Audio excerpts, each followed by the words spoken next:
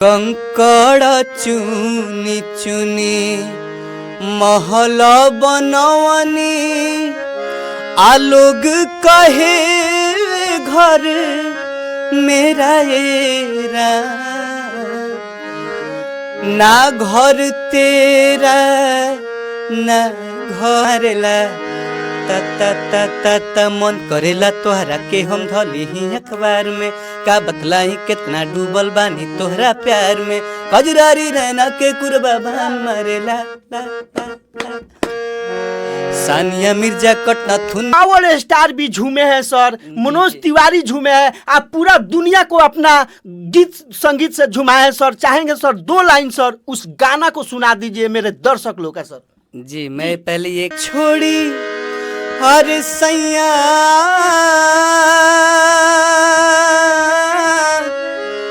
गैल विदेशवा हो भुलाई रे गैल कि हो भुलाई रे गैल ना हो भुलाई रे गैल। बहुत भाग से सर आपसे भेंट हुआ सर। हमारा सौभाग्य है सर आप जैसे कलाकारों से इंटरव्यू लेना और मेरा सर भाग्य मेरा चैनल भी चमक गया सर। बस नमस्कार प्रणाम हाला जंक्शन में स्वागत बावे। अब भोजपुरी के सबसे अच्छे कलाकार जो कि अपना जीवन में काफी संघर्ष किए हैं और संघर्ष करके भी और कितना अवार्ड जीते हैं और भैया जो है भोजपुरी में बहुत अच्छा गीत गाए हैं और भोजपुरी के संवारने में भी इनका बहुत बड़ा योगदान है। भैया का एक गाना आया था कि रटते रट पिया पिया रटते पियर भैले दहिया, तो भैया का गाना आया था। भैया का नाम है आकाश मिश्रा जो कि भोजपुरी जगत में तहलका मचा दिए हैं। तो भैया से हम बात करेंगे। भैया हाला जंक्शन में स्वागत है। सबसे पहले हल्ला जंक्शन के जितने भी दर्शक हैं सभी को प्रणाम जी। और बताइए आप क्या पूछना चाह रहे हैं। सर आप जो है सर बहुत छोटा से संघर्ष किए सर। आप कहाँ जाके अवार्ड जीते सर? महुआ चैनल जी महुआ चैनल पर सर आप वहाँ पर सर गर्दा मचा दिए थे सर। एकदम गर्दा मच गया था और दर्शकों का बहुत प्यार रहा और कंटिन्यू अभी भी मिलता आ रहा है। तो बस यही चाहेंगे कि दर्शकों का प्यार मुझे हमेशा मिलता रहे और आप सबों के दिल में मेरे लिए थोड़ा सा जगह रहे। जी और बस आप ऐसे ही प्यार देते रहिए। बहुत अच्छा गाना रिलीज हो रहा है जी। अभी हाल फिलहाल में गाना रिलीज हुआ है अक्खी जी म्यूजिक से, यारवा रे यारवा खाई लेब जहरवा जी। तो खाई लेब जहरवा के नाम से है।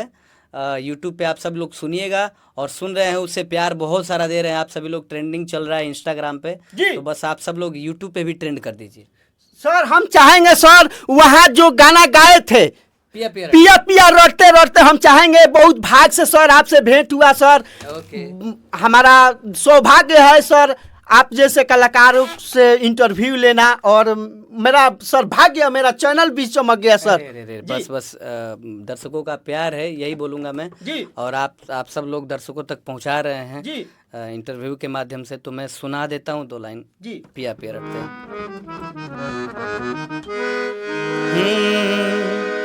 अरे पिया पिया रटते पियर भइल देहिया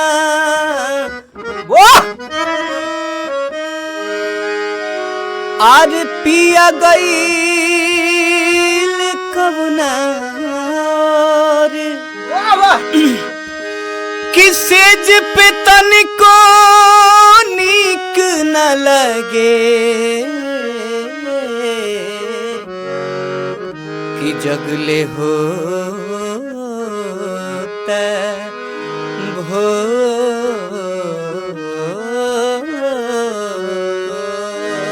वाह सर वाह। अरे हमारा आके छोड़ी अरे सैया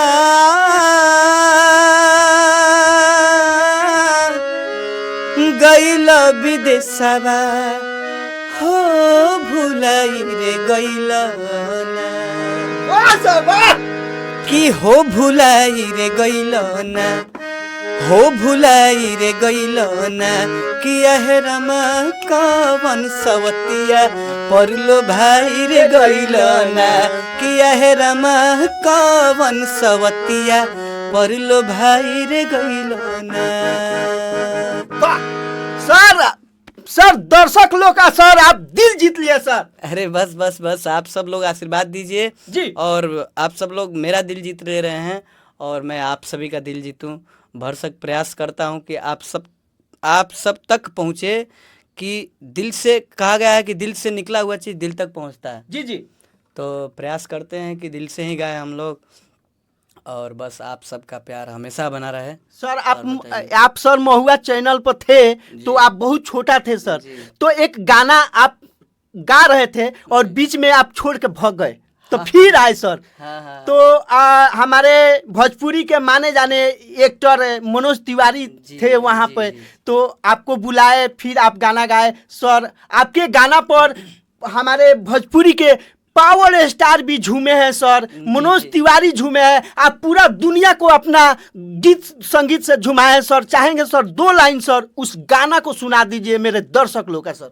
जी, मैं पहले ये कहना चाहता हूँ कि हमारे भोजपुरी इंडस्ट्री में जो दिग्गज कलाकार हैं, मनोज भैया जी और पवन भैया, कल्पना दीदी, सबका मुझे सपोर्ट मिला है और सबका आशीर्वाद हमेशा मिलता रहता है।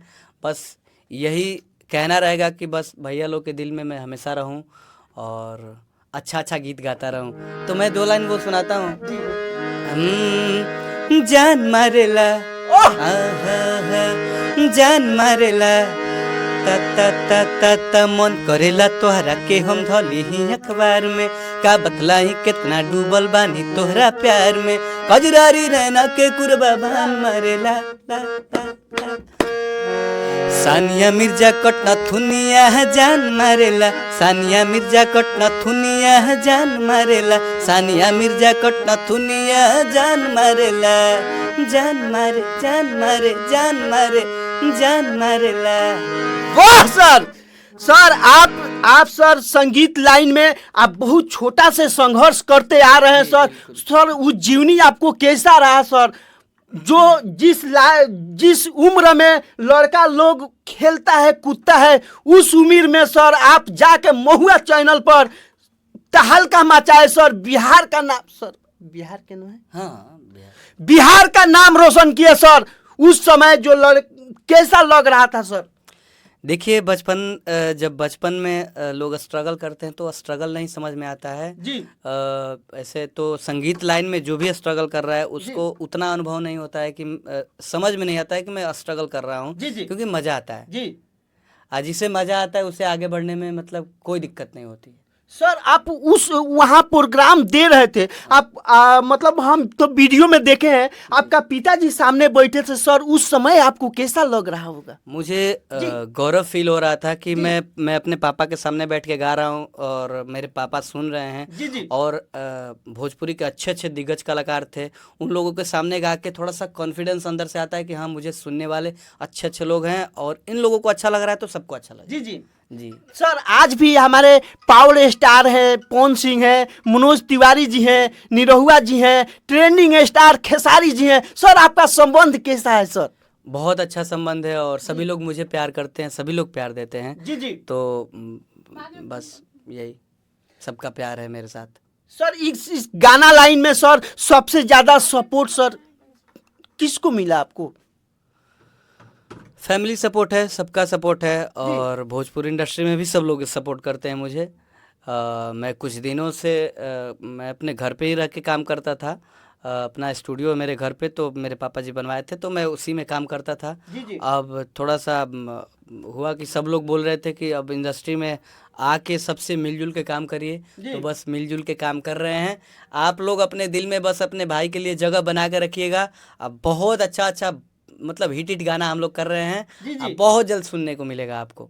सर आप सर कितना साल से गीत गा रहे हैं? जब मैं 5 साल का था, पापा जी बोलते हैं कि जब मैं 5 साल का था तभी से मैं गुनगुना रहा हूँ जी। और उसी टाइम से मैं गाते गाते जब 9 साल के हुआ तो हाँ, जब मैं 9 साल का हुआ तो नहले पे दाला में गया जी। हाँ, और उसके बाद चल रहा है स्ट्रगल, जीवन भर करना है स्ट्रगल। जब तक जीना है तब तक स्ट्रगल करना है, थोड़ा सुख सुविधा हो जाएगा और कुछ सर हम चाहेंगे, आप निर्गुण भी बहुत अच्छा गाते हैं सर, 2 लाइन सर हो जाए। आज सर रोमांस ही रोमांस सर भरा हुआ है सर।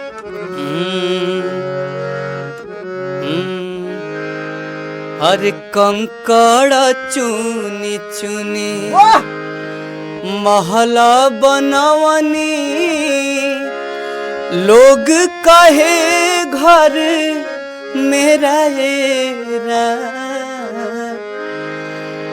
कंकड़ चुनी चुनी महल बनवनी, आ लोग कहे घर मेरा एरा,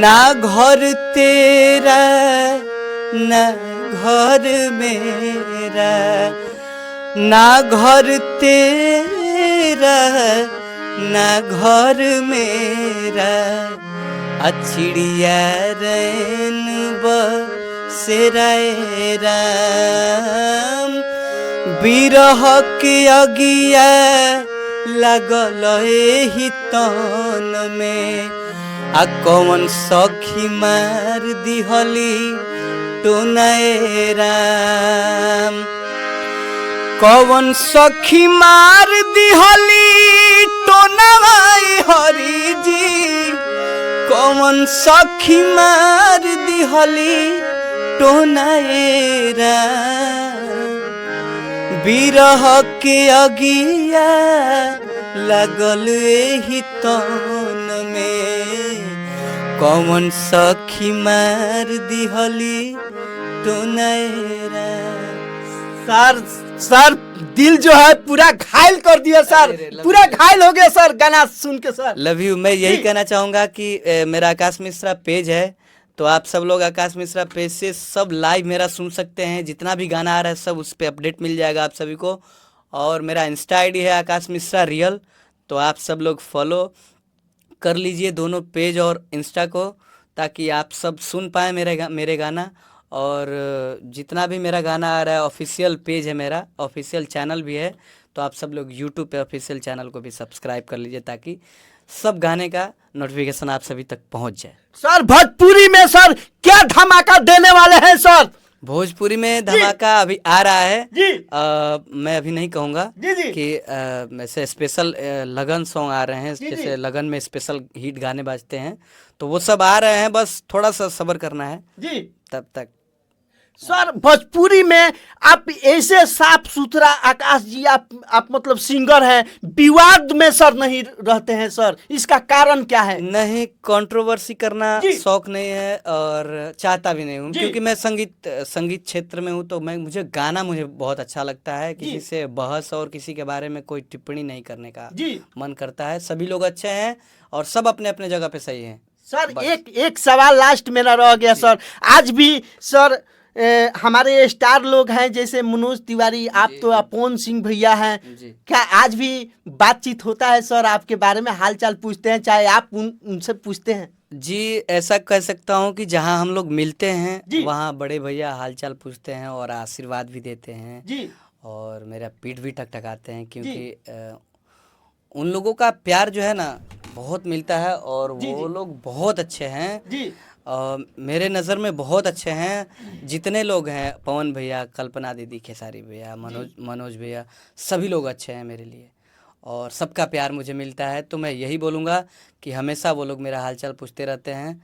और सर आपका फिल्म आने वाला है कि नहीं? नहीं, फिल्म के बारे में मैं अभी नहीं बोलूँगा, क्योंकि फिल्म अभी नहीं कर रहा हूँ, मैं गाना गा रहा हूँ अभी।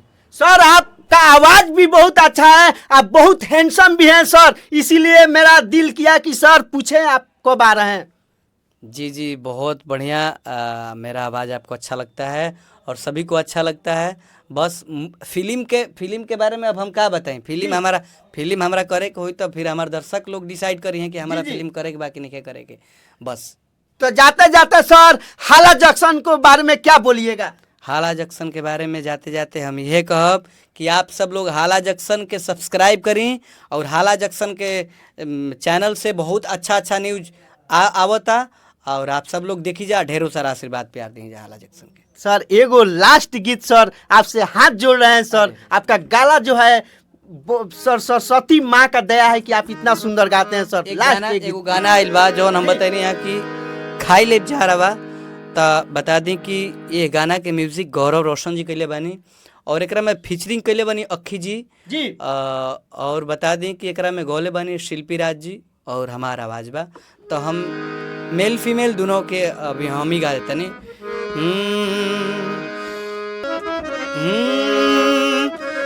कि हमन के मिलन ए जन्म में ना होई, पड़ोस के मम्मीला बका कही कोई। ये लड़का बोल रहा है क्योंकि एक गांव का कहानी है कि गांव में और गांव के लड़की से लड़का के प्यार हो गई बा। अब लड़की कहती है कि बियाह ना करबो तो हम मुइये जाई। अच्छा। तो लड़का कहता कि हमन के मिलन ए जन्म में ना होई, पड़ोस के मम्मीला बका कही कोई, आराजी ना होई परिवार रे परिवार रे। तब लड़की गा रही है कि यारावा रे यारावा हम खाई ले जहरवा, अमुअल मुँह देखबे हमारे रे। यारावा रे यारावा हम खाई ले जहरवा, मुअल मुँह देखबे हमारे रे। तो आप सब लोग YouTube पे जाइए और इस गाने का ओरिजिनल गाना सुनिए जी, क्योंकि ये ओरिजिनल स्केल नहीं था। ओरिजिनल सुनिए और मजा आएगा जी। तो आप देख रहे हैं हाला जंक्शन पर हमारे आकाश मिश्रा जी जो कि ट्रेंडिंग स्टार हैं और इन भैया से बात करके हमको बहुत अच्छा लगा। भैया अपना पेज के बारे में सर बता दीजिए सर। आकाश मिश्रा पेज है जी और आकाश मिश्रा रियल इंस्टाग्राम आईडी है जी। तो आप सभी लोग फॉलो करिए और मेरा लाइव गाना सुनते रहिए और अपना आशीर्वाद देते रहिए। जाते जाते मैं आप सभी लोगों से आशीर्वाद लेके और यही बोलूँगा कि आप सब लोग अपना ख्याल रखिएगा और फिर मेरा भोजपुरी ऐसे ही जिंदाबाद रहे। और जय हो भोजपुरिया समाज, हर हर महादेव, जय जय श्री राम। बस हाला न्यूज के देखी जाए और ढेरों सारा आशीर्वाद सर। जिंदाबाद है और जिंदाबाद रहेगा भोजपुरी सर। और कमेंट में जरूर बताइएगा। जय हिंद, जय भारत, जय भोजपुरी।